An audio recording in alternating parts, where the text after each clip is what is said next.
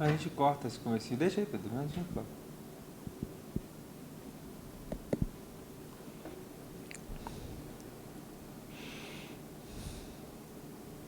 Estranho, né? Vocês aí, tão longe. Bom, boa noite a todos. Nós vamos dar um tempinho aqui para a gente aguardar os nossos amigos chegarem. Como todo início de aula, né? Sempre tem aqueles que vai chegando depois, mas eu vou acompanhando aqui quem já está chegando. Você que já chegou por aí, pegue sua Bíblia, pegue a sua apostila, nós vamos ter aula de aconselhamento bíblico.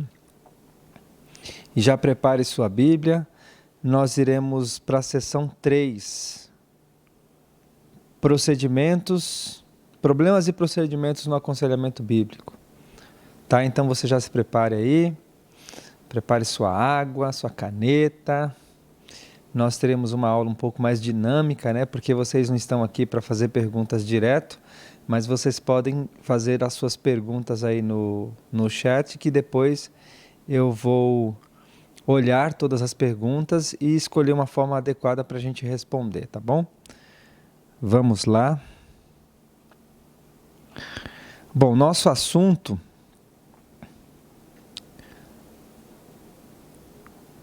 tem chegando mais gente aqui. Vamos esperar o pessoal conectar. Vamos lá então. Você já abriu aí na sua apostila? Eu vou apenas fazer uma recapitulação que a gente finalizou a sessão anterior, né, falando sobre as habilidades do conselheiro.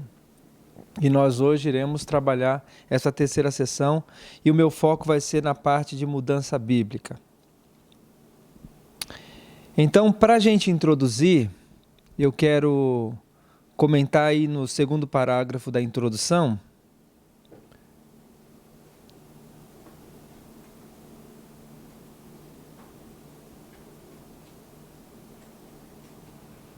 A mudança bíblica sempre exige um entendimento mais profundo das coisas de Deus e uma aplicação mais cuidadosa dessas verdades. Uma vez que a mudança bíblica é um processo que dura a vida toda, ela não terminará até que estejamos na presença do Senhor. Portanto, ao encorajarmos as pessoas à mudança, a nossa prioridade não é lidar com as necessidades do momento. Ao contrário, é responder ao chamado de Deus: sede santos, porque eu sou santos. Do texto de Levíticos capítulo 11, versículo 44. Ao chamarmos as pessoas para fazerem o que Deus as chamou para fazer, precisamos manter em foco o destino final em vista. Então esse é o nosso foco quando a gente começa a trabalhar a questão da mudança bíblica. Nós precisamos ter um entendimento mais amplo, mais completo a respeito do trabalho que Deus está fazendo na vida dos nossos irmãos.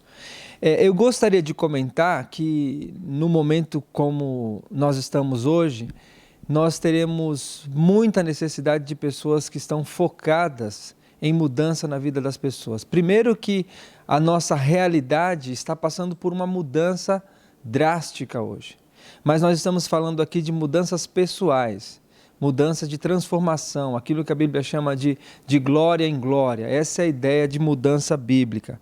Então, quando a gente percebe essa ideia da mudança, nós precisamos ter um foco quando trabalhamos a questão da mudança.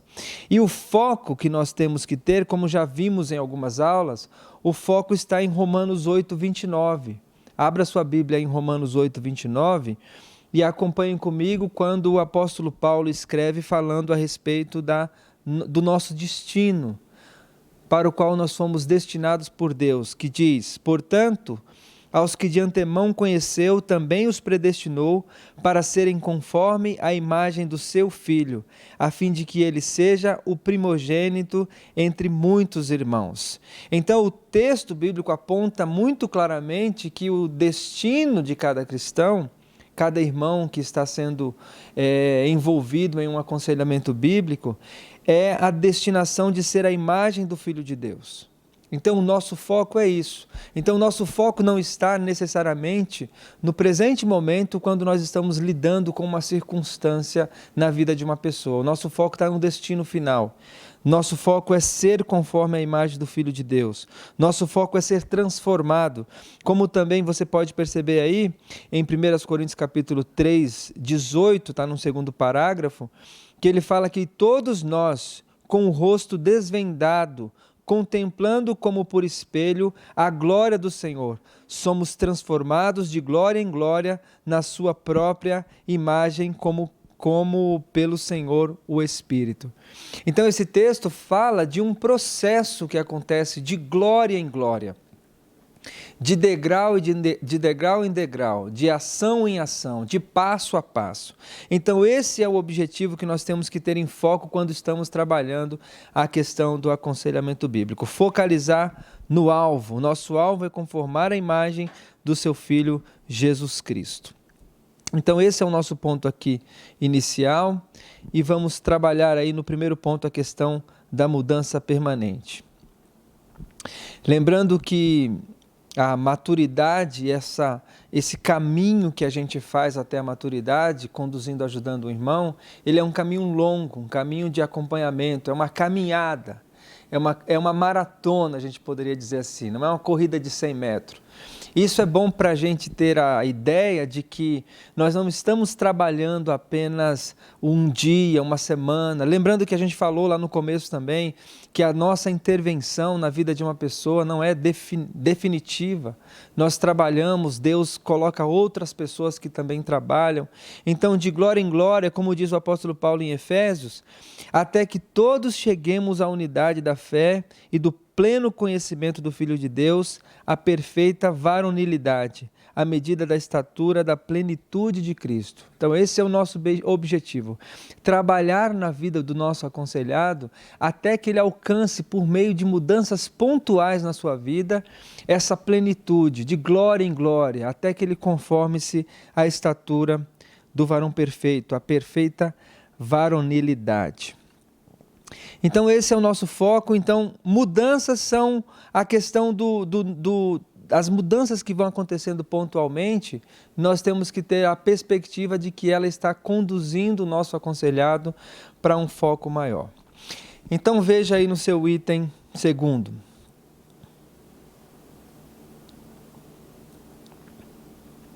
As mudanças exigidas por Deus para que nos assemelhemos ao Filho são possíveis e esperada. Essa ideia aqui, que o texto bíblico fala, é a ideia de que nós já fomos capacitados. Quando Deus exige algo de nós, Deus já nos capacitou para essa obra. Nós já vimos o texto como o texto de Gálatas, que fala, o Gálatas capítulo 5, digo, porém, andai no Espírito e jamais satisfareis as concupiscências da carne. O que esse texto bíblico está falando? Ele está falando a respeito da capacidade que nós temos de escolher. Nosso aconselhado tem que ter a consciência de que quando nós nos entregamos a Jesus Cristo, nós somos libertos do pecado. Nós somos libertos do poder do pecado. Nós somos libertos da escravidão do pecado. De modo que nosso coração agora dispõe de uma capacidade de fazer escolhas. Escolhas que são esperadas por Deus. Então o texto bíblico vai deixar muito claro, e é interessante se a gente ressaltar aqui no capítulo 5,16 de Gálatas, quando ele fala, andai no Espírito, e jamais satisfareis as concupiscências da carne. Ou seja, a ideia de jamais aqui, a ideia no contexto grego aqui, é a ideia de dois não, é um não enfático. Se você fizer uma escolha por andar no Espírito, de maneira nenhuma você vai satisfazer os desejos da carne. Então, nosso foco, estando nessas mudanças, mas também as mudanças que são exigidas por Deus, tem que ser entendido pelo aconselhado, que elas são esperadas. Eu costumo dizer para os meus alunos, quando dou aula para novos convertidos, e eu costumo desenhar na lousa, né, um tentaciômetro, quando eu falo que as pessoas têm opção de escolher, elas podem escolher. As tentações não são insuportáveis, porque Deus nos proveu da capacidade dada pelo Espírito Santo para que a gente faça as nossas escolhas bem acertadas. Então esse texto mostra para a gente que nós somos capacitados a fazer aquilo que Deus já nos equipou por meio do seu Espírito a fazermos. Tanto que Pedro fala que nós temos em Cristo tudo o que precisamos, tudo o que é necessário para a vida e para a piedade, nós já estamos habilitados por Deus. Então, nós vamos olhar agora no item C e vamos ter algumas considerações sobre mudanças de hábitos. Aqui é importante a gente compreender como que um hábito se dá, como que acontece um hábito na vida de uma pessoa, para que então a gente, dentro dessa perspectiva, a gente possa ajudar o nosso irmão a estabelecer novos hábitos, a mudar a sua vida, a ter a consciência de que ela precisa trabalhar, fazer um esforço muito grande para poder tirar hábitos que são coisas arraigadas na nossa vida. Então veja aí no item A, fala o seguinte: os hábitos são formas aprendidas de se viver. Um hábito é criado quando algo é feito repetidamente até que se torne um padrão. Hábitos podem ser ações, atitudes ou padrões de pensamentos que se tornaram tão inerentes que são comum como uma segunda natureza. Então, hábitos está muito claro no texto bíblico, ou melhor, na nossa explicação aqui. São formas aprendidas de se viver. Você não nasceu com os hábitos que você tem hoje. Você aprendeu esses hábitos. Você desenvolveu esses hábitos. Você praticou de modo repetido alguma coisa até que isso passou a fazer parte da sua própria natureza. Agora você faz isso. Eu costumo lembrar de quando eu comecei a aprender a dirigir, né, meu irmão me ensinando a dirigir e eu não tinha nenhuma prática, né, e o meu irmão muito generoso, ele era motorista de ônibus e ele me colocou para dirigir o ônibus que ele trabalhava. Eu trabalhava de cobrador dele e a gente fazia a última viagem da linha e quando a gente estava voltando para casa, o que ele fazia? Ele queria me ensinar a dirigir no ônibus que ele trabalhava. E aí, como eu não tinha muita prática, o que eu fazia? Eu começava a dirigir, aí eu acelerava e olhava para a marcha para passar marcha. Aí o carro desviava, uma vez eu bati o retrovisor do carro no poste. Por quê? Porque eu não tinha hábito, então eu tinha que pisar no acelerador, ter atenção com o freio, ter atenção com a embreagem, ter atenção com a marcha, e tudo aquilo era muita coisa para a minha cabeça. Por quê? É muita coisa para você fazer ao mesmo tempo. Só que hoje, se você é motorista, você sabe que você faz tudo isso de maneira automatizada, sem sequer se dar conta do que você fez. Você não para pensar, né? Vai ter que passar marcha e tal. Por quê? Porque isso é um hábito, você já dirigiu tanto a ponto de que isso faz parte da sua própria natureza agora. E o texto bíblico vai mostrar para a gente, esses textos que estão na sua apostila aí, ele vai mostrar que o hábito, ele necessariamente não é um hábito bom ou ruim. Ele pode ser as duas coisas. Percebam que Hebreus fala o seguinte: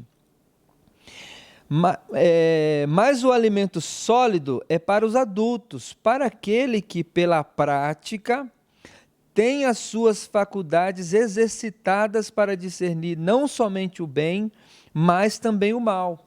Veja, o texto bíblico fala de uma pessoa que pela prática, ele exerce aquela atitude, aquele pensamento, aquela forma de fazer alguma coisa de maneira repetida, ele pratica aquilo. Aqui no texto bíblico ele fala que o alimento sólido é para os adultos que pela prática têm as suas faculdades exercitadas para discernir tanto o bem quanto o mal. Então, discernir o bem e o mal é um hábito que você treina o seu coração, treina a sua mente para que você tenha essa habilidade. Então isso aqui é um hábito bom, alguém aprendeu a fazer algo bom. Mas o texto de Pedro, 2 Pedro capítulo 2, verso 14, diz: um coração exercitado na avareza, veja, tendo os olhos cheios de adultério, insacíveis no pecado, engodando almas inconstantes, tendo o coração exercitado na avareza, filhos malditos. Ou seja, o coração exercitado na avareza. A pessoa aprendeu, ela desenvolveu tanto aquele coração em torno da avareza, que agora aquilo é parte da vida dele. Ele vive de maneira avarenta, né?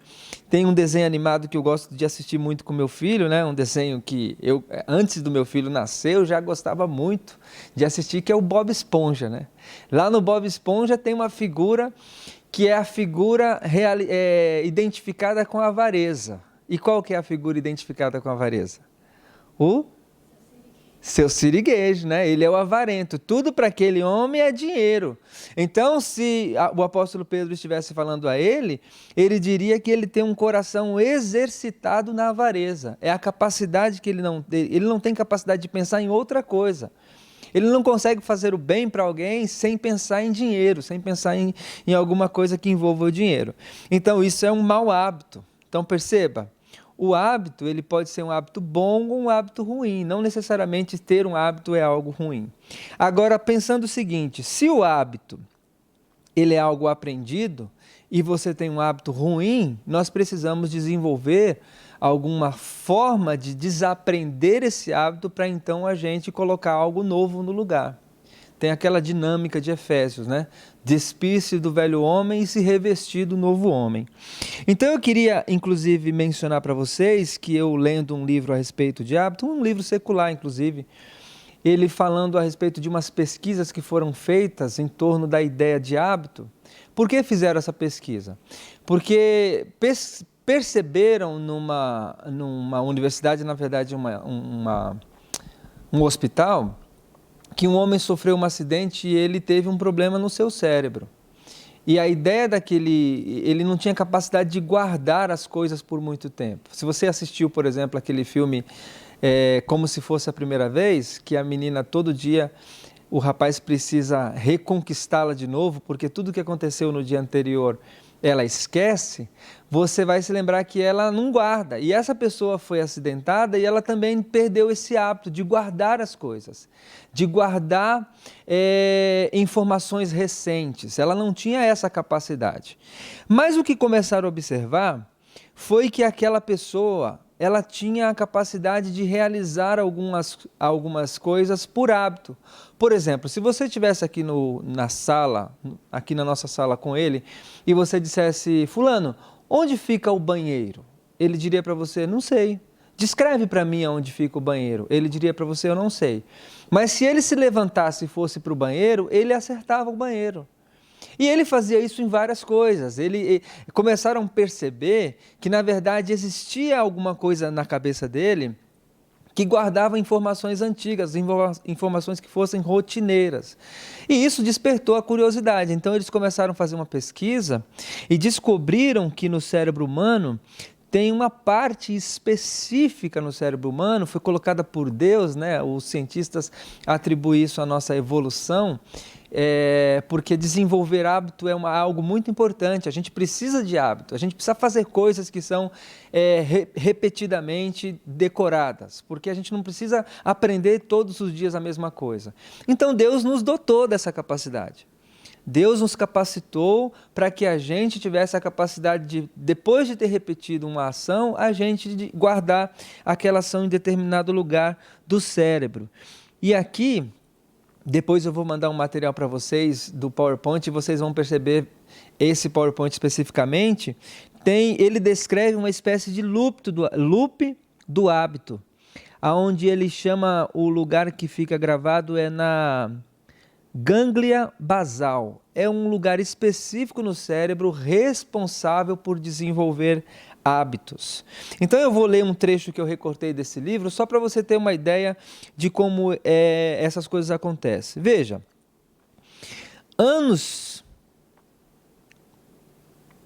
é por um bom motivo.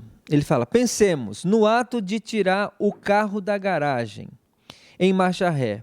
Quando você aprendeu a dirigir, fazer isso exigia uma grande dose de concentração. E por um bom motivo. A tarefa envolve abrir a garagem, destrancar a porta do carro, ajustar o banco, inserir a chave na ignição, girá-la em sentido horário, mexer nos retrovisores e conferir se não há obstáculos, colocar o pé no freio, engatar a marcha, ré, tirar o pé do freio, estimar mentalmente a distância entre a garagem e a rua, enquanto você mantém as rodas alinhadas e observa o trânsito no sentido contrário, calcular como a imagem refletida nos espelhos se traduz em distâncias reais entre o para-choque e a lata de lixo e as cercas.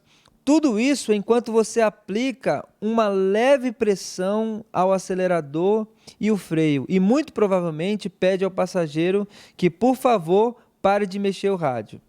Hoje em dia, no entanto, você faz tudo isso cada vez que sai para a rua, quase sem pensar. A rotina acontece por hábito. Ou seja, essa descrição que ele está fazendo aqui é para a gente não para pensar que tirar um carro da garagem todo dia envolve essa série de ação. Mas quando a gente não tem o hábito de fazer, a gente percebe. A gente entra no carro e fica apavorado. Será que eu vou bater? Será que vai passar alguém na rua? Será que está muito longe? Será que não sei o quê? Será que eu tenho que acelerar mais? Será que eu tenho que acelerar menos? Será que... Você fica apavorado com a possibilidade de você tirar o carro da garagem, estacionar o carro em algum lugar. Por quê? Porque você não tem o hábito. Mas quando você dirige, você faz isso repetidamente, o seu cérebro guarda essas informações de forma que você entra no carro, senta, passa a marcha, sai, fecha o portão e tal e vai embora. É assim que funciona. Eu faço isso toda vez, inclusive você põe o cinto de segurança, aproveita para ligar o carro, abaixa o carro, o volume do rádio, enfim. Hábitos servem para isso. Então é importante conhecer esse aspecto do nosso cérebro, porque os hábitos eles são desenvolvidos dessa forma e Deus nos dotou dessa capacidade. Por que é importante saber dessa informação? Porque quando você estiver aconselhando alguém, essa pessoa, muito provavelmente, por meio de escolhas que ela fez, ela tem hábitos ruins, ela tem hábitos que precisam ser tirados. Mas um hábito não sai da noite para o dia. Do mesmo jeito que ele não é absolvido da noite para o dia, ele também não sai da noite para o dia. E você precisa ter essa percepção em mente para que você auxilie o seu aconselhado a trabalhar de maneira constante um hábito para que ele se torne um outro hábito e deixe de ser aquele anterior. Então ele até aponta que existe um loop, né, do hábito, porque normalmente o hábito é produzido por uma escolha que você faz, que no final das contas ela te dá algum prazer, te dá alguma satisfação. Então o seu cérebro vai assimilando aquilo, tem uma alegria, tem uma alegria, inclusive o celular mesmo, né? Quando você arrasta a tela do celular para cima para ficar olhando as redes sociais, aquilo te dá uma sensação de prazer, e aí você vai acostumando o seu cérebro a ficar tendo prazer em tela de celular. Na verdade, eu li na revista Super Interessante que esse hábito, essa tela de rolagem que foi desenvolvida nos aplicativos, foi pensado como uma máquina de caça-níquel, que é desenvolvida para você ter pequenas doses de prazer, várias vezes, toda vez que você tem lá e vê uma curtidinha, né? Você fica com aquela curtidinha, aí você tem aquela dosezinha de prazer, e essa dose de prazer diz para o seu cérebro que aquilo é bom, e você vai acumulando, ao ponto de você ficar viciado com uma tela de celular. Então, é importante a gente ter noção que esses hábitos se dão dessa forma. Deus nos dotou dessa capacidade, tanto de adquirir novos hábitos, como de deixar hábitos. Mas essas coisas acontecem com muito trabalho, com muita força de vontade, ok? Então perceba, hábitos podem ser desaprendidos tanto quanto podem ser aprendidos. Do mesmo modo como você aprende um hábito, você desaprende. Como diz aqui o texto bíblico que você pode ver na sua apostila, no item B, hábitos podem ser desaprendidos tanto quanto podem ser aprendidos. Coríntios capítulo 6, do verso 9 a 11, o apóstolo Paulo cita várias atitudes que aqueles irmãos, ou hábitos, ou comportamentos que aqueles irmãos tinham e que eles abandonavam. Leia aí na sua Bíblia. 1 Coríntios capítulo 6, verso 9 a 11, está na apostila inclusive. Tais fostes alguns de vós, mas vós vos lavastes. Os hábitos aqui descritos foram marca de uma vida passada. Aqui o apóstolo Paulo fala, vocês foram ladrões, vocês foram efeminados, vocês foram roubadores, né? Ele fala de uma série de hábitos que essas pessoas aprenderam e que foram desaprendidos, que foram colocado outras coisas no lugar. Filipenses também fala, Filipenses capítulo 4, versículo 11, o apóstolo Paulo diz que aprendi a viver contente em toda e qualquer situação. Você percebe, o contentamento, a atitude ou coração contente não vem por meio automático. Você crê em Jesus e o contentamento entra no seu coração. Você crê que Jesus é a fonte do seu contentamento, mas até o seu coração ser treinado para estar contente, o apóstolo Paulo diz que ele aprendeu a viver contente. Se a gente lê em determinado texto, o apóstolo Paulo não estava contente com alguma situação na vida dele, tanto que ele pedia para Deus tirar aquele espinho na carne, né?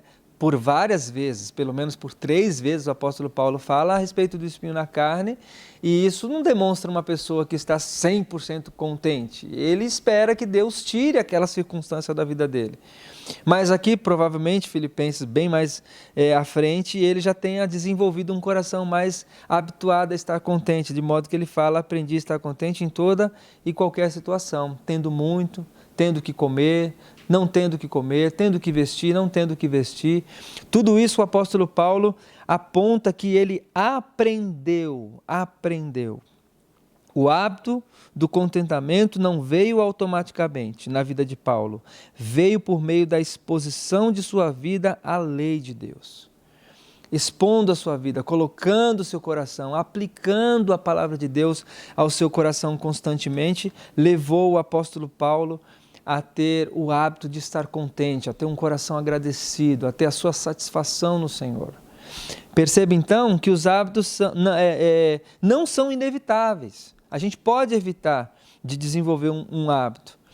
Verdade bíblica, quando um hábito novo surge, o cérebro para de participar totalmente das decisões. Um ponto aqui que é importante, quando a gente fala de hábito, é que o cérebro, à medida que você desenvolve um hábito, o cérebro para de fazer coisas ativamente. Fizeram uma pesquisa a respeito Normalmente essas pesquisas são feitas com animais, né?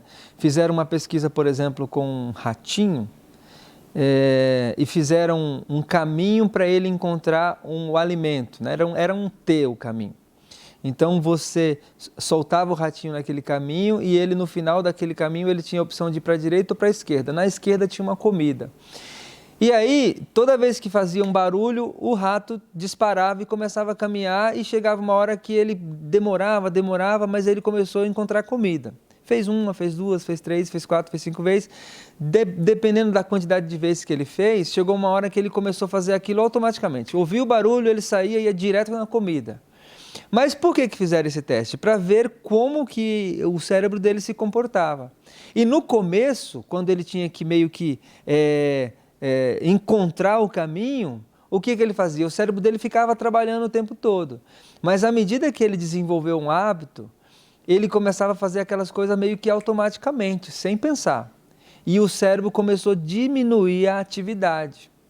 Ou seja, o hábito precisa ser percebido porque a gente usando essa pesquisa como uma referência, né? Até porque como se faz uma pesquisa, você não tem como entrar no cérebro de uma pessoa e acompanhá-la, um hábito desenvolvendo, mas fizeram essa pesquisa. Isso mostra para a gente que a gente faz coisas muitas vezes sem pensar, sem você articular, e por isso que mudança de hábito requer bastante atenção, bastante disciplina, bastante controle da sua ação. Por quê? Porque os hábitos ruins que você tem, muitas vezes eles são feitos automaticamente, sem que você pense muitas vezes sobre aquilo. O seu cérebro está descansando no momento, inclusive ele está guardando energia para fazer outra coisa. É por isso que a gente desenvolve hábito. A gente não pode, toda vez que for fazer uma coisa, a gente reaprender. Ok? Então, os hábitos não são inevitáveis e também ele desenvolve essa capacidade do nosso cérebro de fazer coisas automaticamente e guardar energia para uma outra coisa. Vamos lá então. Olhando então para o nosso item 2, a gente percebe aqui que é possível mudar o nosso passado. Os hábitos que a gente desenvolve, é possível a gente aplicar uma disciplina bíblica na nossa vida e esses hábitos mudarem. É possível mudar o nosso passado, não talvez seja impossível, como aponta aqui, mudar o passado, mas a gente pode mudar aquilo que a gente tem hoje, né? Eu li um pouco diferente aqui, na verdade o texto fala, é impossível mudar o passado, mas é possível lidar com os efeitos do passado no presente estilo de vida. É possível mudar a atitude e o comportamento atual, ok? Isso precisa ficar muito bem claro na nossa vida. Aquilo que ficou para trás, que inclusive resultou nos hábitos que a gente tem hoje, não tem como mudar. Não tem como você parar, passar uma borracha no seu passado, você até gostaria, né? A Bíblia fala que as coisas velhas se passaram, Deus perdoou os nossos pecados, mas a nossa história a gente traz. E essa história normalmente compõe a nossa personalidade, aquilo que a gente é, os hábitos que a gente tem. Então, o que é possível um cristão fazer? É possível o cristão lidar biblicamente com aquilo que o passado trouxe para a gente, que são as escolhas que a gente faz no dia a dia. O texto de Gênesis que está anotado aí, nos faz lembrar de quem? Nos faz lembrar de José, né? Foi vendido pelos seus irmãos como escravo para o Egito, mas ele teve a escolha lá na frente de ou se vingar dos seus irmãos ou de agir com perdão, com amor, com atitude do coração que Deus esperava de fato, né? E ele fez isso. Então ele aprendeu a lidar com o presente de maneira diferente do que o passado lhe trouxe.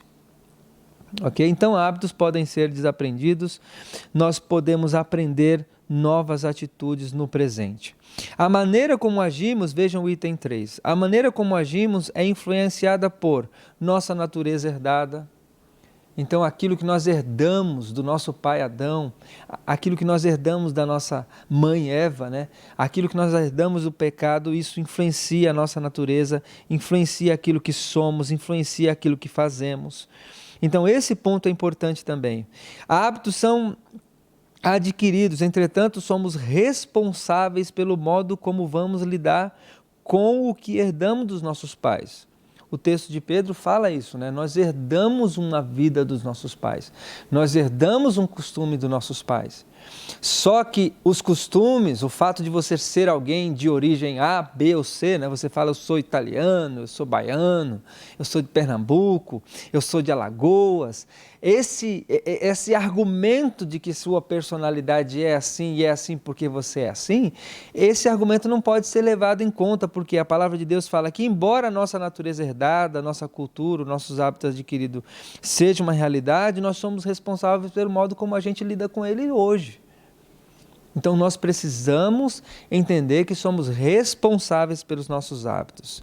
Então você está diante de um aconselhado que tem esse argumento, não, eu sou assim mesmo, eu sou explosivo, não, eu tenho uma tendência bastante melancólica, eu tenho uma tendência à depressão, eu tenho uma tendência de ansiedade, eu sou muito ansioso, né? Todo mundo tem esse argumento de que está, de certa forma, amparado pela sua natureza herdada, mas a palavra de Deus fala que isso que nós herdamos por conta da nossa cultura, da nossa natureza, não pode ser uma justificativa para que a gente venha a pecar contra o nosso Senhor. Então o texto bíblico também fala no item 4, que o homem possui a capacidade dada por Deus de formar hábitos novos, embora o processo não seja imediato e exija bastante treinamento. Mas a palavra de Deus deixa bem claro que é possível a gente mudar. Então é possível uma pessoa que seja iracundo desenvolver um coração mais manso. É possível uma pessoa ansiosa desenvolver um coração mais confiante. É possível uma pessoa que tenha hábitos ruins, pensamentos ruins, desenvolver novos hábitos. Há uma grande discussão, por exemplo, na área da homossexualidade, com relação aos hábitos, se é uma condição aprendida ou se é uma condição da própria natureza da pessoa, nós entendemos pelas Escrituras que é uma condição aprendida, são hábitos aprendidos. E, portanto, podem ser desaprendidos, pode ser trabalhado. Isso é uma questão bastante complexa e talvez agora não lance tanta luz como exemplo aqui, mas é algo para se pensar.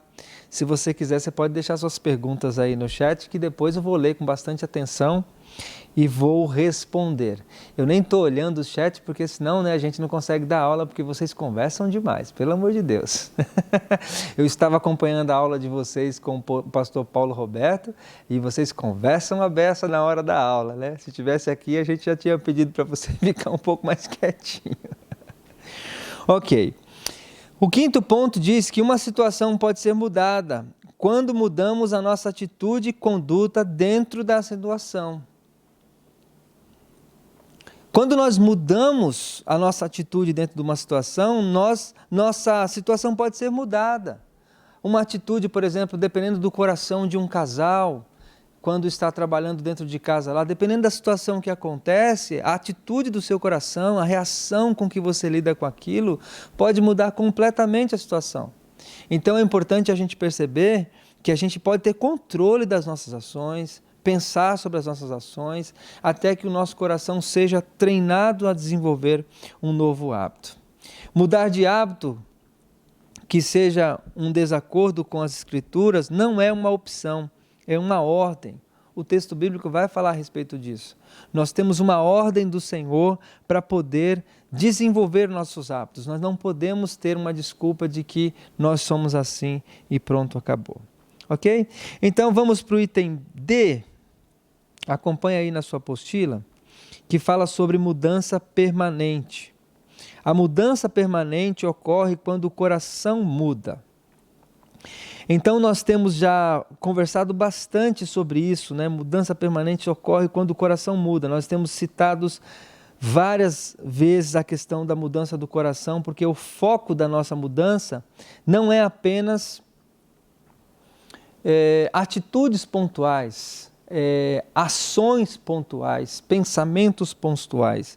O texto bíblico fala a respeito do coração, e nós já desenhamos aqui na lousa algumas vezes a ideia do coração como sendo a raiz, de onde brota, o texto bíblico fala de onde brota todas as maldades do homem. O coração é a fonte de maldade do homem. Então nós precisamos perceber que a mudança de hábito ela só acontece quando você deixa para trás um ídolo do seu coração. Quando você consegue mostrar, e é importante perceber isso, e talvez você como conselheiro bíblico, uma das grandes tarefas que você tem que ter e a habilidade que você precisa pedir a Deus e desenvolver, é a habilidade de ajudar o seu aconselhado a enxergar os ídolos do coração. Porque normalmente os ídolos do nosso coração não são necessariamente coisas que a gente percebe claramente, mas são coisas que ocupam de tal forma o nosso coração que a gente não consegue perceber a realidade do nosso entorno. Hoje em dia, na situação que a gente está vivendo hoje, no presente momento, por conta dessa circunstância do coronavírus, muitas pessoas estão percebendo que coisas que elas valorizam demais não são tão importantes. Nós gastamos nossa vida inteira, muitas vezes, por conta de uma carreira, de dinheiro, e essas coisas para a gente são justificativas para que a gente dedique toda a nossa vida a isso, e muitas vezes são ídolos do coração, que a gente precisa saber apontar para que a pessoa venha mudar o hábito, por exemplo, de dedicar mais tempo à sua família, dedicar mais tempo ao seu filho, dedicar mais tempo à sua esposa, dedicar mais tempo ao lazer, à leitura das Escrituras, à comunhão com a igreja, o tempo de estar com os irmãos na comunidade. Para que ela desenvolva esse hábito, é necessário que ela enxergue os ídolos do seu coração, aquilo que tem ocupado o lugar de Deus no seu coração. E a mudança de hábito só vem quando uma pessoa consegue identificar isso. E talvez esse seja um dos grandes trabalhos que a gente faz. Eu vou achar o texto bíblico aqui que está apontado, de Mateus 6,24. Abra aí na sua Bíblia. Mateus 6, verso 24.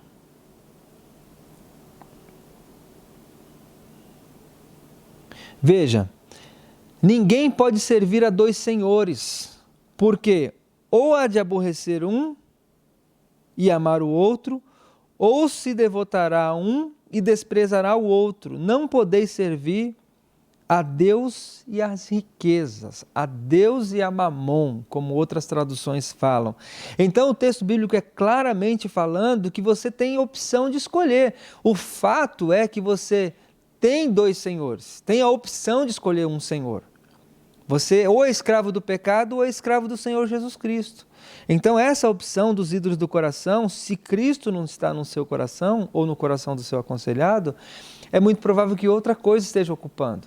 O fato é que você precisa ajudá-lo a identificar esses ídolos do coração, para que então ele comece a fazer essa substituição por meio da ação. Aí vem a ação propriamente dita, mas se você ficar apenas trabalhando na ação, você vai até conseguir mudar um hábito por um pouco de tempo, mas não com a motivação adequada, que é trocar um coração idólatra por um coração de adorador. Vejam o item 2, mudando as motivações e as intenções e os pensamentos e a vontade. Provérbios 4, 23, vamos abrir esse texto também.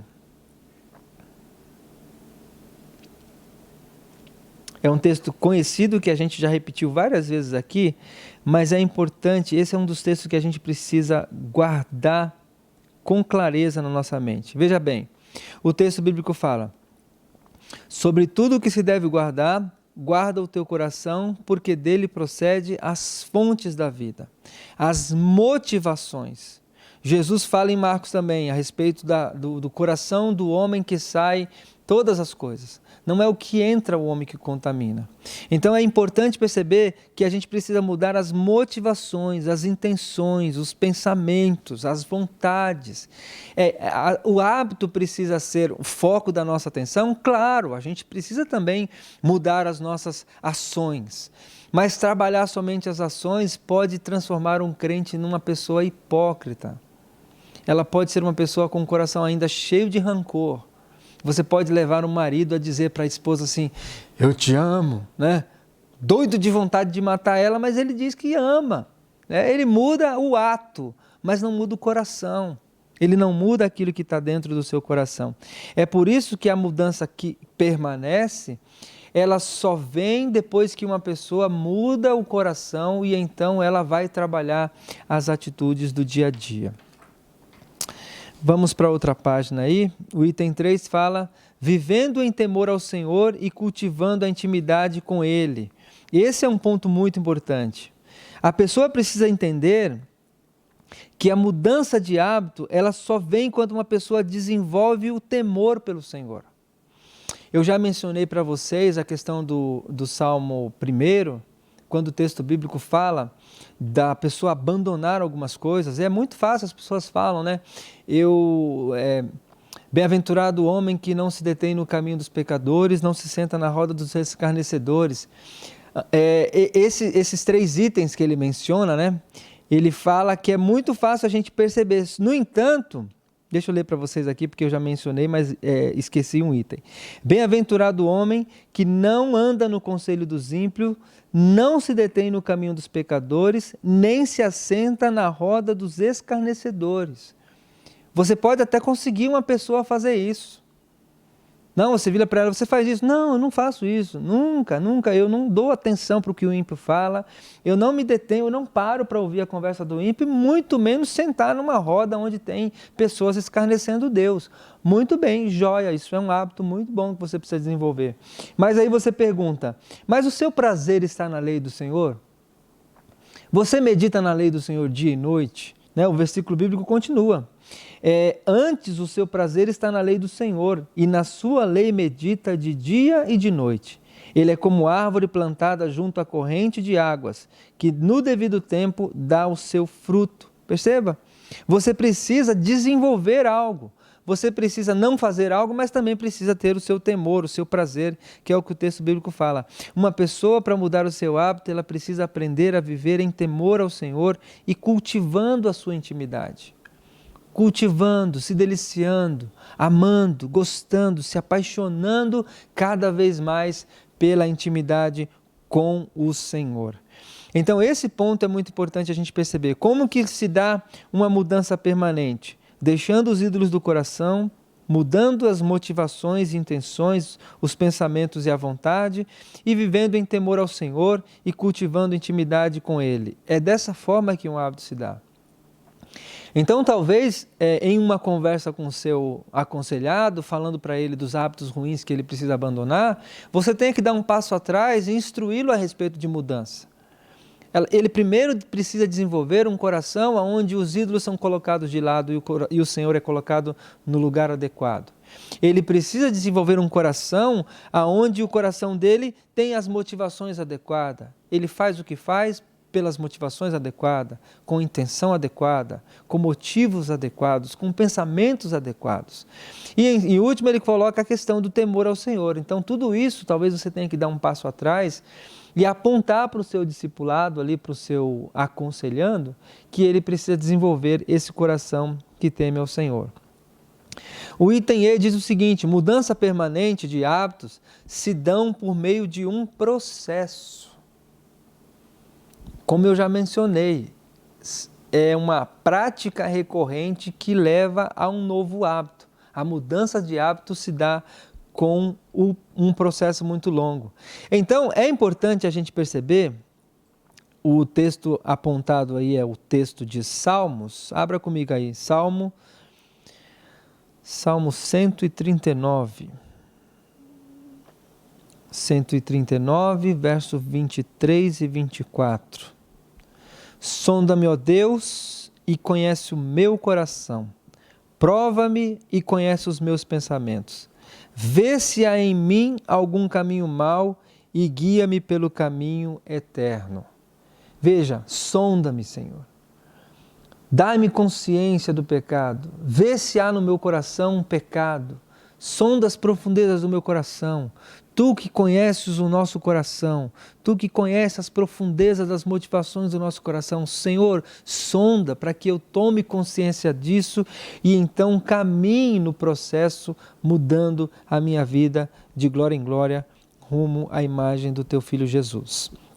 Então perceba, conscientização do pecado, mudança permanente se dá por meio de um processo, e o processo começa pela conscientização do pecado. Então é muito importante no momento de aconselhamento, e vocês devem se lembrar que nem todo aconselhamento parte do pressuposto que a pessoa está em pecado. Claro, nós não estamos aqui apenas para aconselhar pessoas que cometem alguma coisa ou estão ali porque estão em pecado. Mas é importante fazer esse trabalho de sondagem por meio da palavra de Deus, de verificação, porque às vezes há ídolos no nosso coração bem escondidinho ali, que está nos levando a agir como agimos. Então é importante fazer esse trabalho de conscientização, de levantar. E você vê que o salmista pede que Deus, que conhece o coração, sonde o coração dele. Porque muitas vezes nós não temos a habilidade sequer de reconhecer os nossos erros. E muitas vezes diante de você vai ter um aconselhado que enxerga aquela atitude dele como uma atitude normal e não vai enxergar aquilo como um pecado diante de Deus. E às vezes o seu trabalho vai ser levá-lo por meio da palavra a ter o coração revelado por meio da palavra de Deus. O segundo item fala do arrependimento. Parte do processo é o arrependimento que produz fruto apropriado. E aí nós vamos ler o texto de Mateus. Arrependimento que produz fruto apropriado. Mateus 3:8. Veja aí. Produzi, pois, frutos dignos de arrependimento. Existe um fruto que é específico, que é resultado do arrependimento. Então, o que se espera da pessoa, o que se espera da mudança é um esforço para produzir determinado fruto. Como o texto bíblico fala, produzir, se esforce, faça, haja de modo que o seu fruto demonstre que você é uma pessoa arrependida. Veja o conteúdo do arrependimento bíblico. Mudança de pensamentos e de convicções, mudança de atitude e mudança de comportamento. Vamos abrir o texto de Lucas, que esse texto é um texto muito importante para a gente entender essa dinâmica. Abra aí comigo, Lucas, capítulo 15, verso 17. Veja, o texto conta a história bem conhecida por vocês, que é do filho pródigo, mas veja o versículo 17, quando o filho pródigo, depois que ele está lá, mergulhado no pecado, já abandonou o pai, gastou tudo que tinha, então agora o texto bíblico fala que ele então, caindo em si, ou seja, quando a pessoa fala, rapaz, por que eu fiz isso? Rapaz, por que eu fiz isso? Eu lembro de um momento que eu estava aconselhando um irmão, e eu já ouvi a história dele várias vezes, ele contando, mas teve um dia que ele contou e foi bastante emocionante para mim, porque eu estava inclusive estudando esse texto no momento que eu iria pregar na igreja, e ele falou a respeito da história dele. Chegou um dado momento que ele já estava afastado da esposa, já fazia bastante tempo, mergulhado na bebida, afastado, abandonou os filhos, estava vivendo distante de casa, como o filho pródigo estava vivendo aqui. E aí ele disse que um belo dia ele estava no bar e disse assim, rapaz, eu tenho família. E aquele dia que ele contou isso, eu fiquei com o coração cheio de lágrimas, né? Como ele contou, rapaz, eu estou aqui, distante da minha família, pecando, vivendo uma vida desgraçada até. E aquele momento, eu entendo que é como se fosse o momento aqui do filho pródigo, o momento que ele cai em si. É o momento que ele reconhece a pecaminosidade do seu coração. É o momento que ele enxerga a profundeza do seu coração. É o momento que ele enxerga o rancor do seu coração. E aí então o texto bíblico diz, caindo em si, ele diz, quantos trabalhadores de meu pai têm pão com fartura e eu aqui morro de fome. Perceba, o conteúdo é pensamentos, motivações, ele para pensar, ele avalia o seu contexto. E aí o texto bíblico fala, levantar-me-ei e irei ter com meu pai, e lhe direi, Pai, pequei contra o céu e contra ti, já não sou digno de ser chamado teu filho, trata-me como um dos teus trabalhadores. Então, depois que ele cai em si, é importante que ele tenha a atitude, que ele reaja, que ele levante-se e vá ter com o Pai, peça perdão, mude sua atitude, se arrependa. E o arrependimento aqui é bem a você voltar do caminho que você está seguindo. Ok? Então, mudar o pensamento, né, virar a chave do pensamento, a metamorfose ali do seu pensamento, mudar a sua atitude e mudar o comportamento. O versículo 21 fala que ele fez o quê? O versículo 20. E levantando-se, foi ter com seu pai. Vinha ele ainda longe quando seu pai o avistou e, compadecido dele, correndo, o abraçou e beijou. Ou seja, ele mudou, ele se comportou de maneira correspondente com o seu coração. Usando o versículo que Jesus menciona, ele produziu o fruto do arrependimento. O arrependimento que estava no seu coração produziu um fruto. Qual o fruto? Levantando-se foi ter com seu pai e então pediu perdão para o seu pai. Então isso aqui nesse texto bíblico mostra claramente uma dinâmica que acontece num comportamento pecaminoso. A pessoa cai em si, muda o seu caminho e toma uma atitude de mudar o seu comportamento. Essa dinâmica que a gente percebe claramente, ela também está no texto de Efésios. Quando você olha aí na sua apostila, no ponto 3, veja aí. No ponto 3 da apostila fala a respeito do despojamento de velhos hábitos, que é uma dinâmica apontada por Paulo em Efésios capítulo 2, no capítulo 4, que você já pode estar abrindo lá, verso 22 e 24, onde o apóstolo Paulo diz o seguinte, no sentido de que, quanto ao trato passado, vos despojeis do velho homem, que se corrompe segundo as concupiscências do engano, e vos renoveis no espírito do vosso entendimento. E o verso 24 fala, e vos revistais do novo homem, criado segundo Deus, em justiça e retidão, procedente da verdade. Então aqui tem uma dinâmica. A dinâmica é se despojar de um velho hábito, abandonar o velho hábito, se desfazer do velho hábito, quebrar, como diz na linguagem psicológica, né? Quebrar todos os gatilhos que te faz lembrar, todas as amarras que te faz prender, estar preso àquele comportamento. Aqui a ideia é despojar-se do velho homem. É como se você tivesse uma veste de um velho homem, você precisa tirar ela, então é preciso deixar os hábitos para trás. E aí ele diz, renovação da mente e revestimento dos novos padrões de acordo com as Escrituras. Esse é um passo importante numa mudança.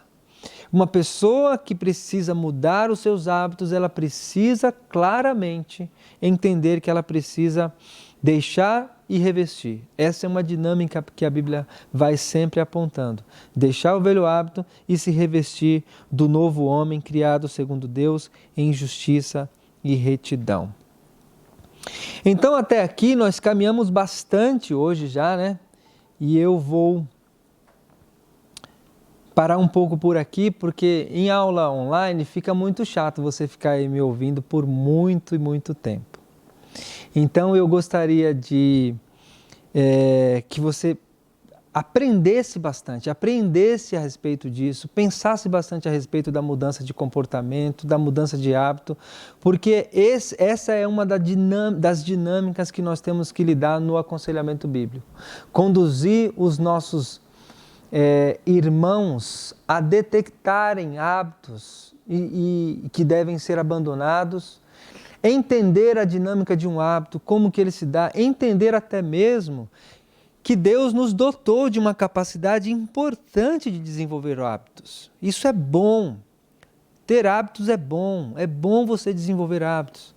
É bom você desenvolver o hábito de ler as Escrituras frequentemente. É bom você desenvolver hábitos de ser próximo, de pensar nas pessoas. Nós estamos percebendo agora que, com esse distanciamento social, as pessoas perceberam que deixaram para trás hábitos antigos que são muito simples e necessários para a nossa vida. No entanto, num momento como esse, a gente precisa resgatar coisas antigas que eram importantes, que a gente precisa saber que a gente precisa ter esses hábitos novos, né? Como os pais ensinaram os filhos em casa. Agora que o pai se vê sozinho em casa com o filho, né? Ele não tem o hábito de parar para sentar do lado de uma cadeira, observar a lição de um filho, observar o filho crescendo, o filho se comportando, o filho na educação ali. O marido agora está dentro de casa com a esposa, né? Eu até vi um comentário de um amigo que agora ele descobriu que ele tem uma esposa dentro de casa, né? Então, assim, hábitos que são bons, que a gente deixou para trás, o hábito de apreciar as coisas, apreciar Deus, apreciar a vida, ter olhos bons para apreciar a vida, são hábitos que a gente precisa desenvolver. Mas esses hábitos só vêm pela prática. E é por isso que a gente precisa dedicar um tempo estudando como que os hábitos acontecem, para que, tendo essa informação, na dinâmica do aconselhamento ali no dia a dia, a gente possa auxiliar o nosso irmão que está lidando com uma dificuldade, que está lidando com um temor, que está lidando com uma frustração. Muitas vezes ele tem um coração temeroso, isso é fruto de um hábito, fruto de uma dor no coração dele. A gente precisa ajudá-lo a desenvolver o hábito de confiar em Deus, a ter um coração confiante, um coração esperançoso. Enfim, essa dinâmica do comportamento é muito importante para nós enquanto conselheiros. E, gente, eu quero dar uma palavra para vocês agora, que essa semana eu estive pensando. Vocês estão tendo um treinamento como teólogos aqui no seminário, como os irmãos que dedicam maior tempo a estudar as Escrituras, e mais especificamente com uma matéria como essa. Eu digo para vocês que esse momento é um momento que carece muito do trabalho de vocês, do trabalho de cada um de nós. Uma igreja habituada a viver uma espiritualidade fundamentada em templos, em prédios, em eventos corriqueiros, frequentes, recorrentes, que nos coloca numa rotina constante. De repente, todo esse fundamento da nossa espiritualidade foi tirada. E as pessoas começam a ter dificuldade de lidar com a espiritualidade onde a sua rotina não é mais estabelecida. Então, nesse momento, tem pessoas trancadas em casa, precisando de um telefonema, Tem pessoas confusas em casa, sem saber que decisão tomar, se sai de casa, se não sai, se trabalha, se não trabalha, se fica ou se vai. Tem pessoas confusas. E esse momento elas precisam de pessoas dispostas a serem com o treinamento que vocês estão tendo. Pessoas que estão dispostas a gastar um tempo por dia para ligar e gastar um tempo conversando. Tem pessoas agora precisando de uma conversa. E a gente está falando aqui da nossa percepção de aconselhamento. Você não precisa ser um especialista. Você precisa desenvolver o coração disposto a ouvir as pessoas. Então, mais que nunca, e eu digo que daqui para frente mais ainda, você deve orar ao Senhor para que o Senhor lhe ajude a desenvolver essa habilidade que Ele já tem dado para você, essas informações que você está tendo, para que você então desenvolva o hábito de pôr em prática isso de maneira ativa. Como é que é de maneira ativa? Você vai atrás. Eu lembro que eu trabalhei bem lá atrás num telemarketing e lá tinha uma distinção entre o telemarketing ativo e o telemarketing passivo, né? O passivo é aquele que aguarda as pessoas virem comprar. Você fica lá esperando o telefone tocar. Então você espera, se o telefone tocar, você vende ou tenta vender. Se o telefone não tocar, você não vende, porque você fica ali passivamente.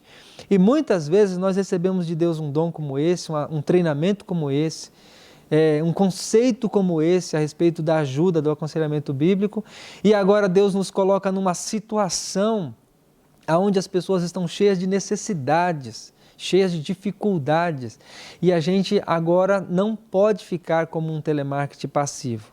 Nós precisamos desenvolver uma ação ativa. Ativo é aquele telemarketing chato que toca no seu telefone todo dia, porque no meu toca também, várias vezes durante o dia. Esse é o telemarketing ativo, o camarada que não desiste. Ele todo dia liga para você tentando vender um pacote da Vivo novo, né? Esse é o telemarketing ativo. Não que você tenha que ser chato com os irmãos, mas você precisa ter essa atitude de agir, de ir ao encontro da necessidade dos nossos irmãos. Então, se lembre, meus irmãos, nós temos hoje pessoas muito carentes de pessoas com habilidades como você tem. Pessoas que precisam agora desenvolver novos hábitos e você precisa sentar com eles e ajudá-los a pensar, ajudá-los a se organizar, ajudá-los a desenvolver novos hábitos, a pensar novas ações, a ser criativo. Isso é alvo do nosso aconselhamento. Nós não estamos aqui apenas para lidar com pecados, nós estamos aqui para lidar com as dores da alma, com as doenças da alma. E a ansiedade, a angústia, a depressão são dores que vão borbulhar num período como esse. Nós estamos lutando contra um problema, mas nós estamos gerando outro problema que talvez seja ainda maior, mas a gente não tem como fugir, né? A gente tem que atacar um para depois atacar o outro. Mas eu digo que você tem a responsabilidade diante de Deus de se colocar à disposição para ajudar as pessoas. Você tem treinamento suficiente para ajudá-las. Amém? Eu quero agradecer pelo tempo de vocês. Já vou dizendo, não tenho tempo para responder todas as questões hoje aqui.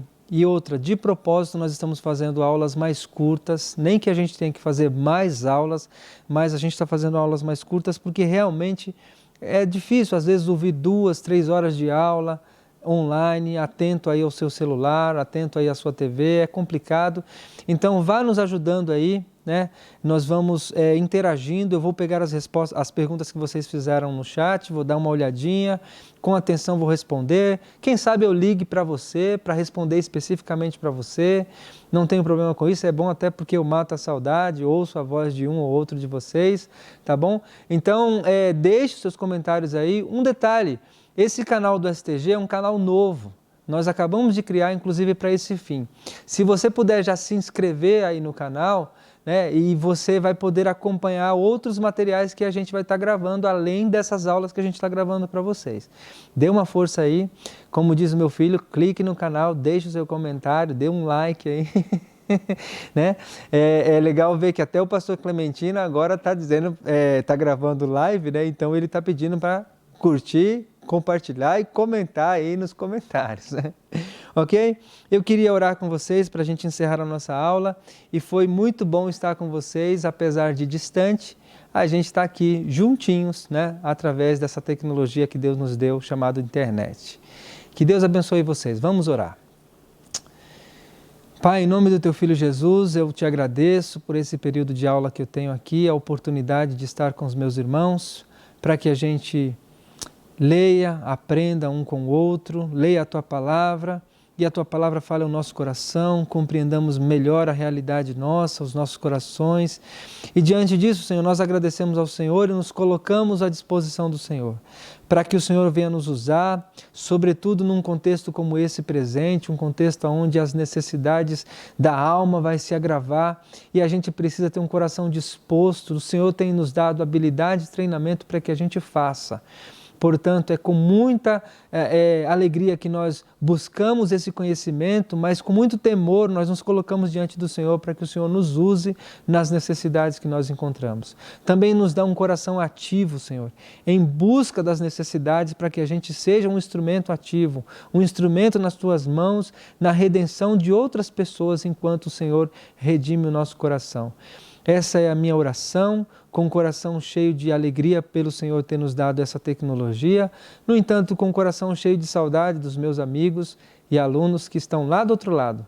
Que o Senhor abençoe a cada um deles, guarde o coração de cada um deles, que o Senhor dê alegria, dê satisfação, dê sabedoria para lidar com esse momento difícil. Se algum deles estiver passando por dificuldade, que o Senhor nos ajude a encontrar essa dificuldade para que a gente também seja um instrumento nas Tuas mãos para auxiliar, Pai. É em nome de Jesus que nós oramos e te agradecemos. Gente, muito obrigado, que Deus abençoe e vamos para os intervalos.